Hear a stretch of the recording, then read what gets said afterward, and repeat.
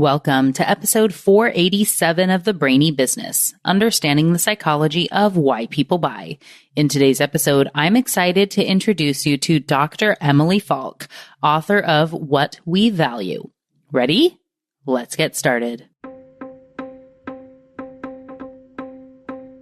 You are listening to the Brainy Business Podcast, where we dig into the psychology of why people buy and help you incorporate behavioral economics into your business, making it more brain-friendly. Now here's your host, Melina Palmer. Hello, everyone. My name is Melina Palmer, and I want to welcome you to the Brainy Business Podcast. I love talking about value. It's one of those concepts that everyone knows, but few really, truly, deeply know. Scarcity is the same way. We know it exists and think we understand all there is there because we know a little bit about it. But there's so much more beneath the surface. I have a whole episode dedicated to the concept and how it differs from wealth, price, and cost. You can check that out with a quick search on the podcast page of our website. Have you seen our new website, by the way? We launched it in January of 2025, and it's so awesome. Go over to thebrainybusiness.com/podcast. Check that out. Super cool. Anyway, so today we're going even deeper with value to understand it on a truly deep level.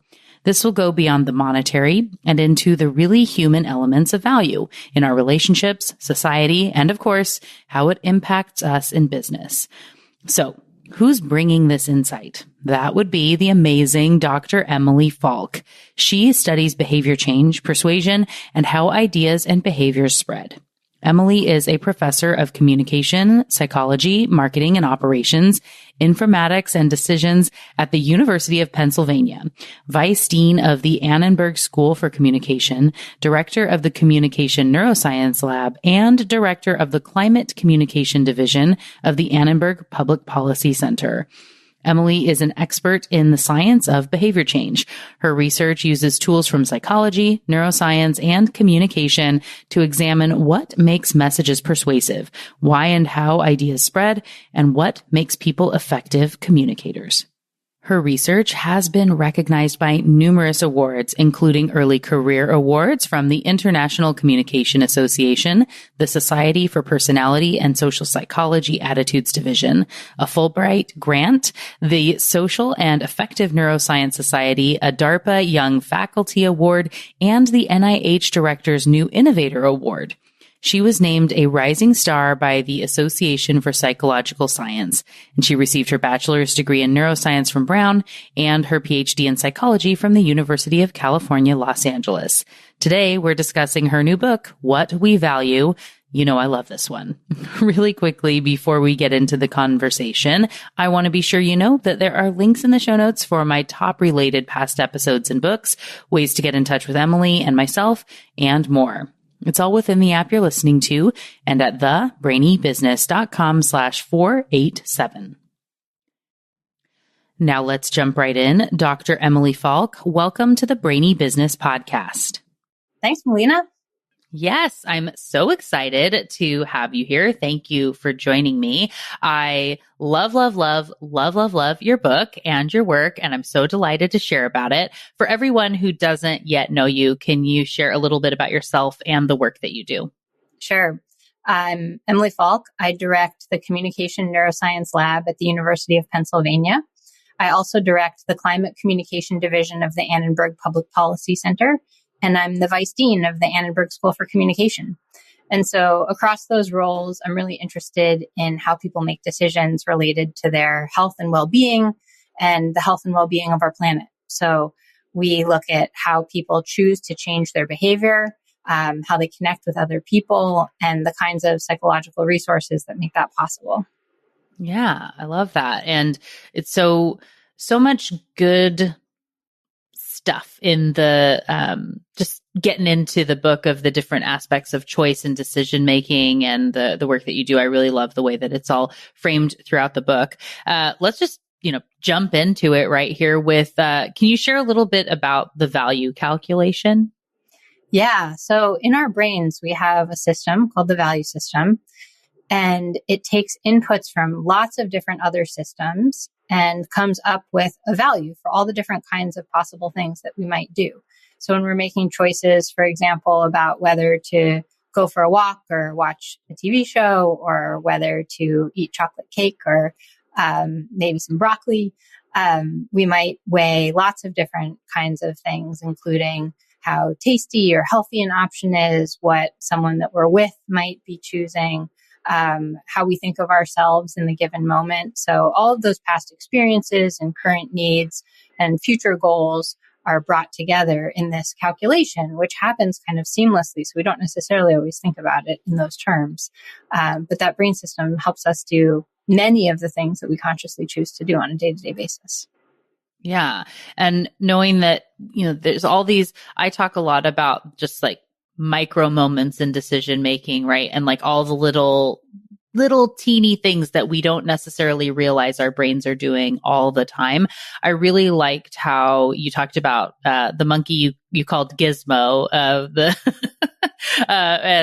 looking at subjective value. Can you explain a little bit more about that?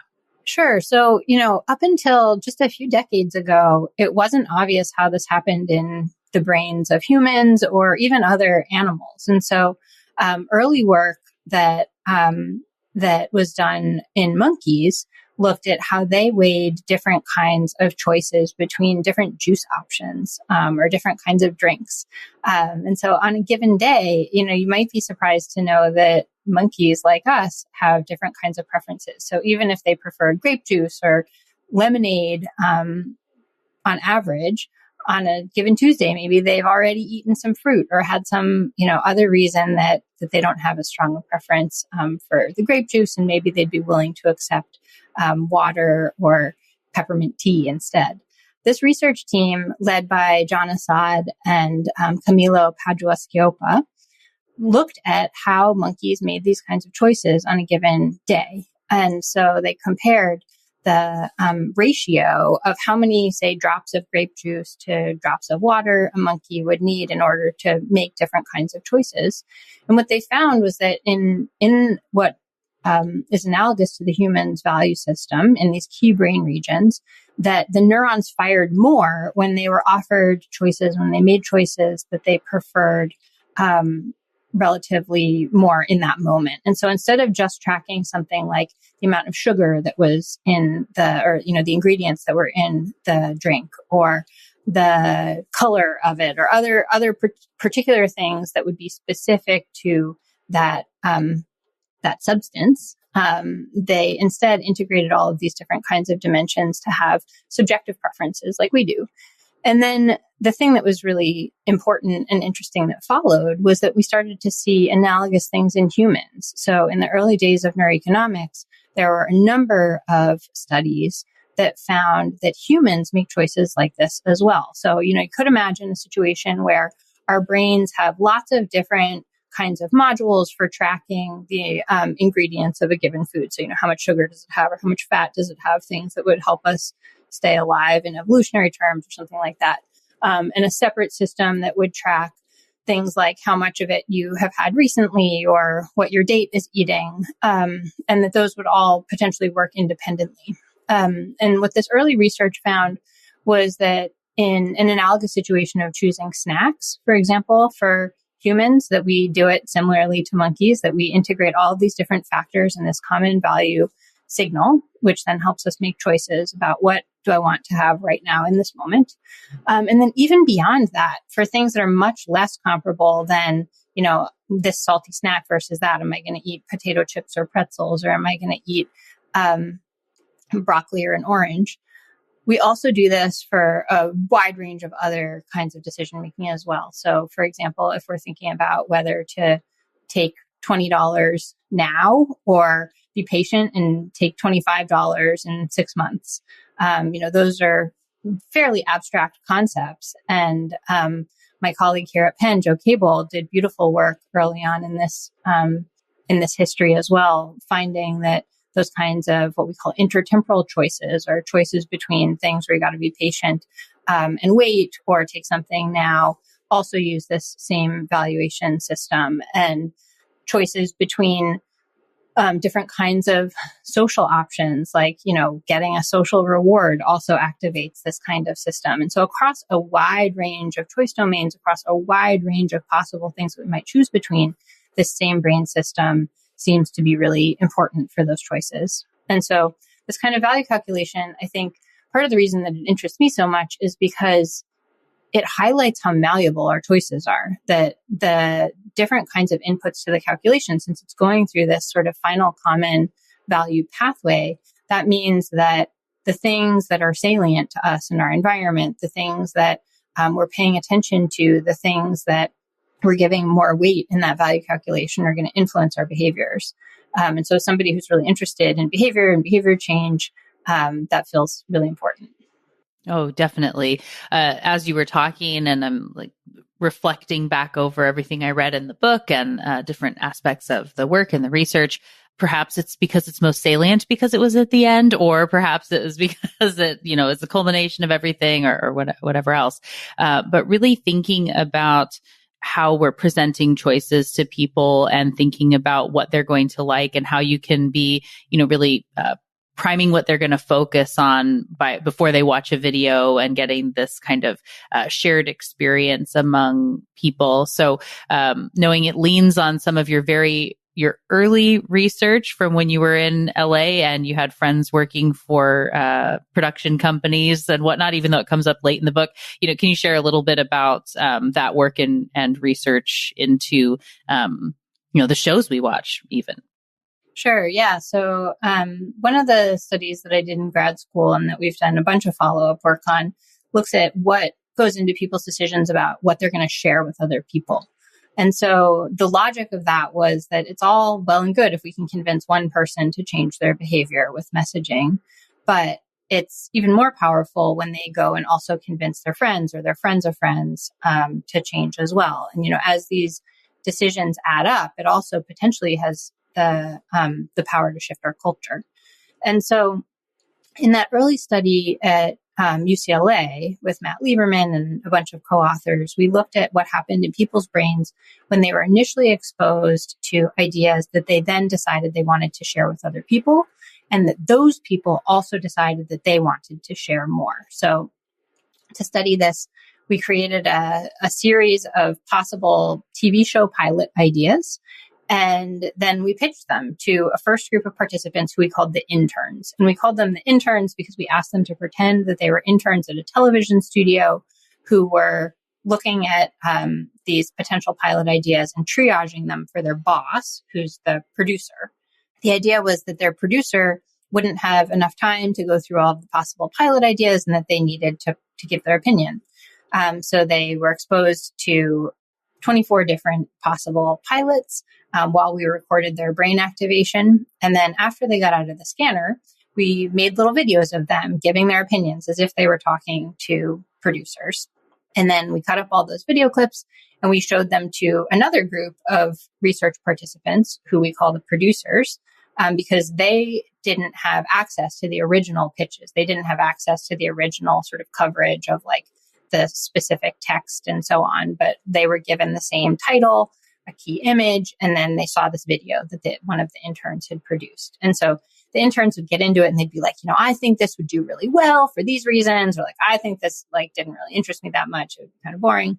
And the key question was like, well, what was happening in the brains of those interns as they were initially exposed to the ideas that not only told us something about what they would want to do in the future, but also what the producers would want to do, that predicted them sort of conveying the information in a compelling way.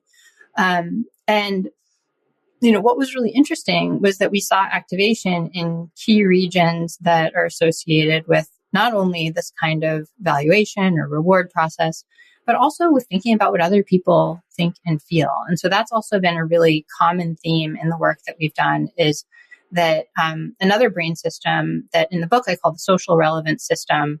Scientists also talk about it in terms of theory of mind or mentalizing, like helping understand what other people think and feel. The key regions in the mentalizing system are really important for our decision making. So both the kinds of decisions I was talking about earlier, that kind of mentalizing activation, plays into our decision making. And then for these kinds of sharing decisions, the more that the interns showed activation in key parts of the mentalizing system, not only were they more likely to recommend the idea themselves, but they were more likely to talk about it in a way that later made it likely that the producers would be interested as well. And the sort of key idea here we've replicated in a number of different contexts, including looking at things like the news articles that people choose to share from the New York Times. So we've looked at health articles and climate change focused articles. And we've looked at what happens in people's brains when they're making decisions about whether they want to read the articles themselves, whether they want to share them. We've looked in Philadelphia and in Amsterdam. And we found that the more we see activation in the value system, in the social relevance system, and then a third system that we call the self-relevance system that helps us think about our own qualities and traits and preferences, that those systems seem to be tracking with how popular these different news articles end up being, not only with the people who are consuming them in the fMRI scanner, but also with larger groups of audiences. So, for example, in a couple of studies, we've looked at the sharing of news articles around the world. So what's happening in somebody's brain when they read the headline and teaser for a news article that ends up getting shared a ton in the population of New York Times readers and others around the world versus those articles that aren't shared very much at all. And again, these same sort of key brain systems seem to be really important for those decisions. So thank you for all that. As you were talking, and I was saying, I want to bring up social relevance and self-relevance. And then you did, and it was perfect, right? So we were good to go with that. So for those of us who can't go, put someone in the fMRI to test all our subject lines or headers, are there any, general tips as far as what makes something more likely to be shareable? Is it certain words or the way that we frame the information? Let's just say whether it's either like a newsletter or maybe like a LinkedIn post, what did you find that can be kind of generalized for the audience? Yeah. So we've done a number of follow-up studies with exactly that kind of question in mind of what are the kinds of things that increase people's interest in sharing information. And even outside of the brain scanner, how can we tap into these kinds of self-relevance and social relevance processes? And the kind of cool thing is that there are a lot of different ways. So a number of face valid prompts that we've used, like, for example, just asking people to write a comment about what the article is about is kind of our baseline. And then we say, can we do better than that if we tap into self-relevance or social relevance? And so to tap into self-relevance, we've asked questions like, say something about why this article matters to you, or say something about why this article might be relevant to people that you care about or people in your network. And when people write comments with those kinds of prompts in mind, thinking about how it connects for them personally or how it might connect for people in their social network, it increases their interest in their motivation to share the information with other people. And so that is a much stronger claim because it essentially means that regardless of what the original base article was, when we randomly assign people to think about it in these different ways, it increases their motivation to share this relatively high quality information. We haven't looked at that same thing in the context of, the range of maybe less high quality information, misinformation, disinformation. Like there's a whole huge space that's wide open that folks haven't explored as much in this brain to behavior kind of context yet. Yeah. There's always so much. And with so just vast amounts of more content coming out every, millisecond, it's, you'll never run out of things to be able to test. It's just the capacity to be able to actually run all those studies, right? And look at it. I really liked the story about the player. I think his name is Ernie, that played basketball, right? And how the coach was able to use some of this as we think about getting buy-in from other people and the way we pitch information, right? So we're pitching maybe content on social media, like we're saying, articles, things, getting people to buy in. But also there's, as we're thinking about influencing and decisions and understanding these value systems, can you share a little bit of that story? Sure. Yeah, I really love this story too. This is the story of Ernie Grunfeld, who had a decades-long career with the NBA. And I think he may be the only player in the NBA to be a Holocaust survivor. So Ernie's story starts in Romania, living with his family under the Soviet regime. And he's one of the only players in the NBA to be a Holocaust survivor. And his son, Dan, tells this really incredible story in a book called By the Grace of the Game. And so Ernie's parents saved up money. They stored it away in a radio, hiding it from the police, and then eventually were able to save up enough to move to New York. So the family moved to New York, and they made a lot of choices to prioritize their kids' education. That was something that they weren't able to prioritize during the Holocaust in Eastern Europe. And so that was something that was really important to them, that Ernie be able to get a good education. So they chose where they lived, which was far away from the store that they started. And Alex and Livia, Ernie's parents, worked, around the clock at this fabric store. And on the weekends, Ernie would play basketball, and after school, Ernie would play basketball when he wasn't necessarily when he wasn't helping his parents at the store. And he got really good. So he started out playing just for the love of the game. Like, he met kids, and whereas in school people teased him for his accent and for other things, on the court he had this real joy and this ability to connect with other people. And so one of the things I really love about this story is that it sort of highlights a number of different things about how value calculations work. So one of them is that, Ernie started playing not because he had some big long-term plan. Like, I think a lot of us make these long-term plans, thinking about what's going to be optimal for our, future self in some way. Like, oh, I should really exercise more because, I have a health goal, or I should exercise more because my doctor said that I should. But instead, when we can find ways that tap into what's immediately relevant for the me that's right here, right now, like Ernie playing on the basketball court as a kid, like finding joy in that activity, makes it so much easier. And then you were asking about his coach. So by the time he got to high school, he was incredible and a real star player, but his parents had no idea. And they didn't know because they were at the store working and he was playing for school. And his coach called up his mom, or called up his parents and said, your son is really gifted. He's, one of the most dedicated players that I've ever coached. And this is going to give him access to all kinds of opportunities.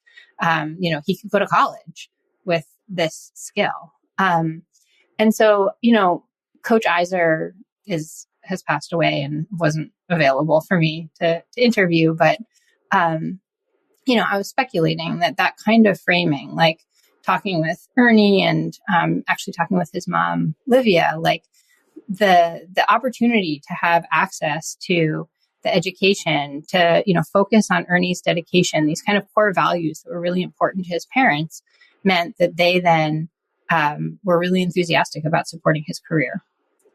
One thing I'll add for fairness also is that Ernie's dad, Alex, was also a talented athlete.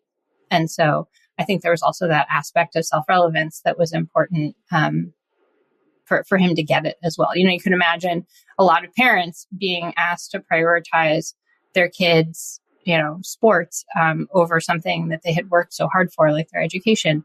They might think of that as a trade-off, but I think the coach's framing was fortunate for Ernie's future career. Yeah. Well, and definitely knowing that it's not about you, right? When you go to do this framing. So knowing that self-relevance system is important when we're going to be using it all the time, right? We're thinking about what's in it for us. It's just, it's natural in the world. And if you're trying to encourage someone to do something, in this case, it was, the parents hadn't even been to a game. They'd never seen him play. They didn't know. And so to get them to, you should come, support your son, and here's some reasons why. If the pitch had been the team needs him and you should do this for me, for us, for them, whatever. But to say, to understand having to be, like you said, about education, he could go to college, that they say, okay, we can close the store early once for that. And once became many times, right? Yeah. I mean, the story is that, Alex, Ernie's dad, then started going to all of his games and became, one of his biggest fans. Then Ernie went on to have an incredible career. He played in the NBA. He eventually became the general manager of the Bucks, and then eventually the Knicks, which was his hometown team, a complete dream. And so it's just a really incredible story. Yeah. I love how you weave it through with other points in the book as well, right? So then he ended up going to where it's saying hopefully, I'm going to get to play New York, or maybe I'll play in Boston because it's close enough to home. But in some cases where we could say he wasn't fortunate enough to get that because he was so good, he ended up being such a high draft pick. He didn't get picked by one of those teams, and he ended up in Milwaukee, right? And so saying it's so far, and you could focus on the negative of that. It's really easy to think about how you didn't get the thing that you want. And I don't know if, of course, feel free to paraphrase on this if it doesn't come immediately to mind, but like you're saying, mom asks about, or he's saying how he's feeling about going to Milwaukee, and whether, how he feels about not getting the thing he wanted, and he was able to kind of shape his experience. Yeah. I realized I also just misspoke in terms of, he played for the Bucks first when you were just giving the history.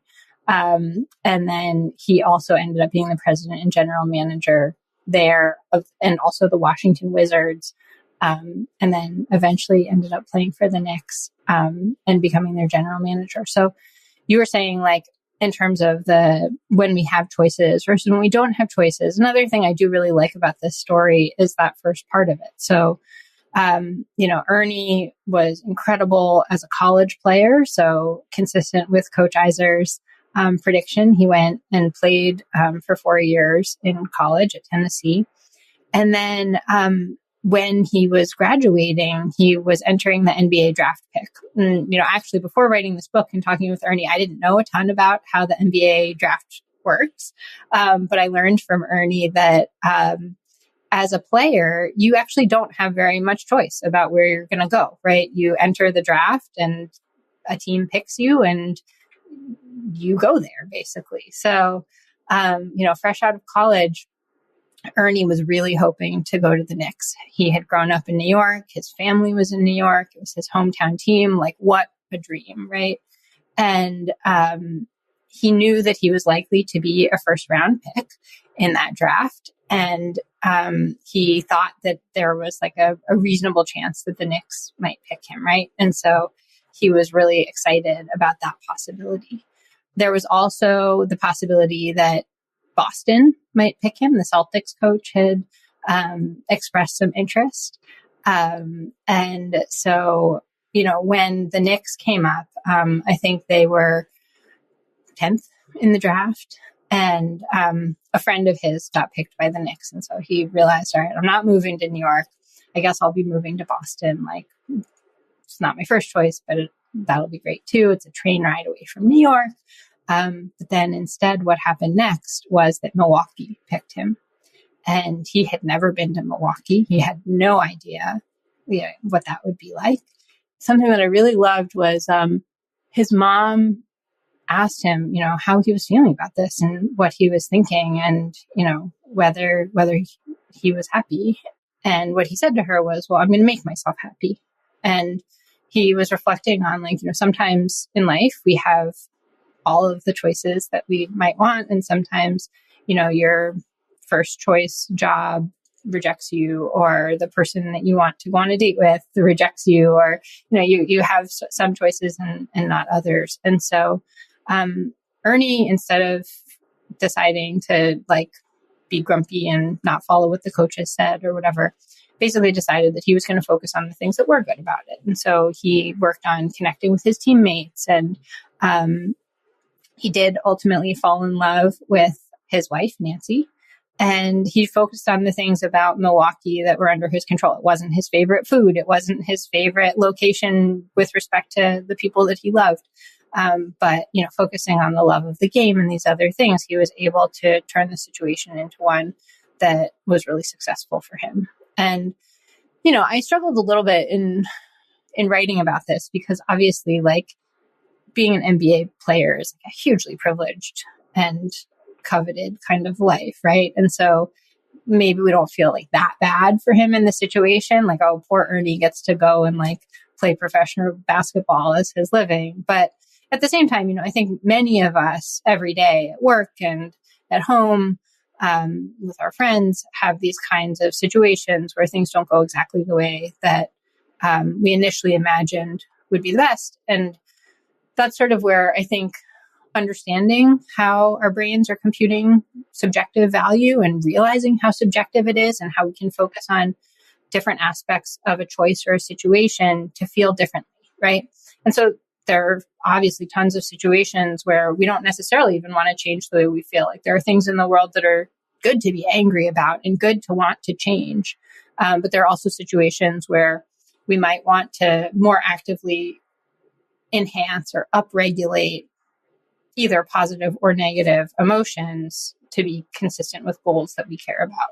So, increasing positive emotions about a situation like moving to Milwaukee, if that's where the job that is best for our career is, or, increasing negative emotions about something when it's not the choice that is best for us in other ways.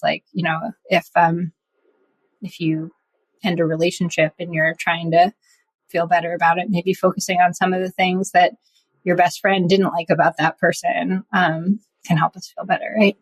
Yeah, definitely. And like we said, it's such a great story. I love how it weaves from, beginning to end, so many of the points from the book. As we go to close the conversation, and trust, I could talk to you about these things all day and night and tomorrow, but I'm going to be respectful of our time on everything here. Can you share just a little bit about why we should be the least defensive person that we know? I think there are a lot of reasons to try to notice and curb our own defensiveness. So one is for ourselves, right? That we essentially take choices off the table for ourselves when we get defensive. So often people might try to offer us new ways of thinking or doing or being. But one of the things we know about how the brain works is that self-relevance and valuation, this kind of value calculation, are really intimately tied together. So when we look at what happens in people's brains when they're making choices, their self-relevance systems and value systems are working very closely hand in hand to the point where it can be hard to distinguish them.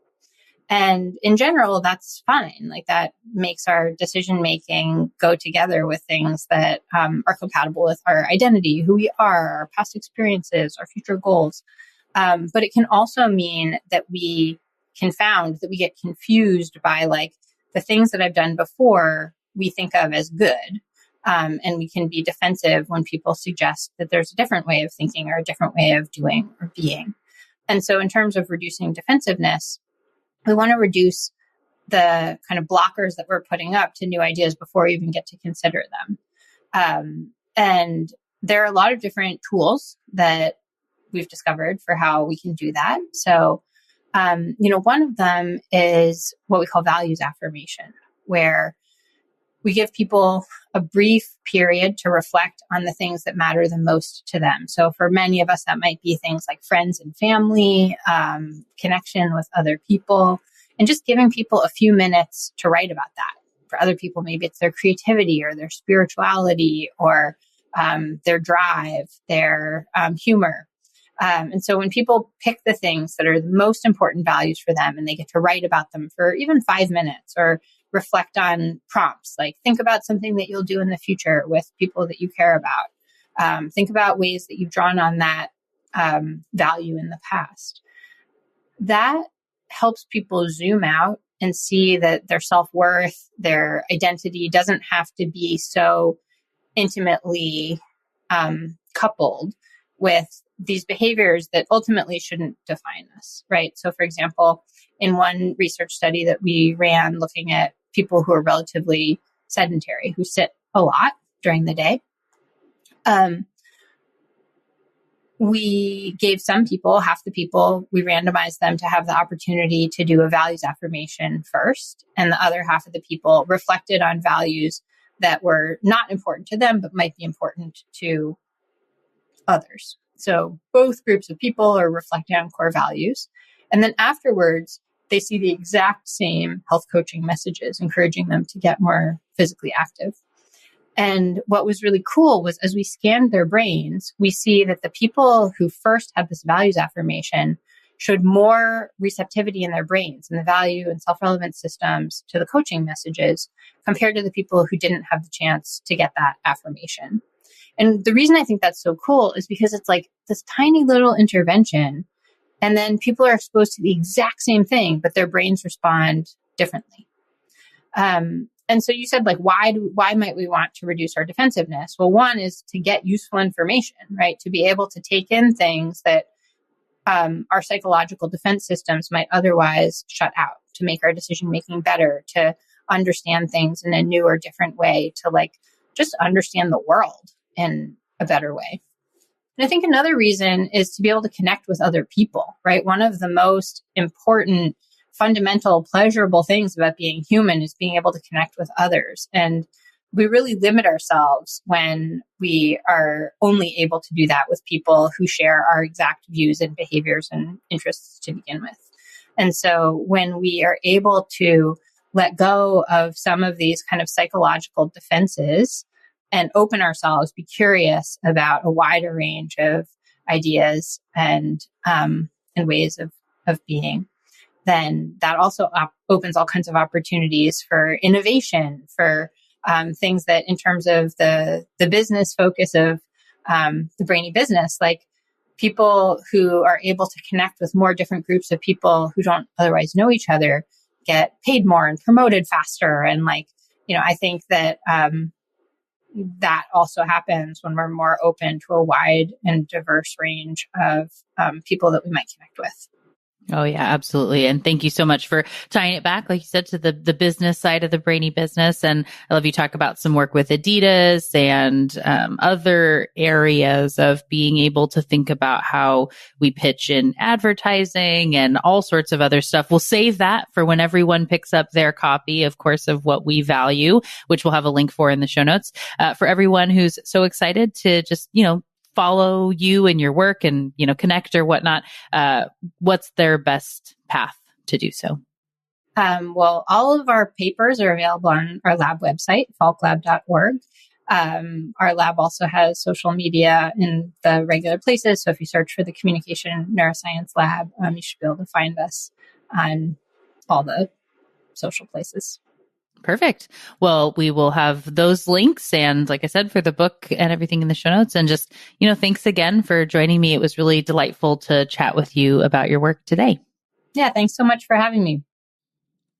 Thank you again to Dr. Emily Falk for joining me on the show today. What got your brain buzzing in today's conversation? For me, I found this book to be so fascinating. We covered a lot of ground in our conversation, but there's so much more within those pages to uncover and think about value and behavior change. Chapter 4 of the book is called To Change What You Think, Change What You Think About. And I absolutely love the concept here.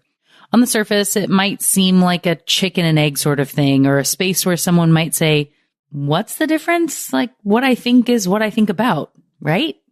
But of course, this has to do with focus and conscious effort and time. If you want to think differently, you need to start somewhere. The subhead of the book is The Neuroscience of Choice and Change for a reason.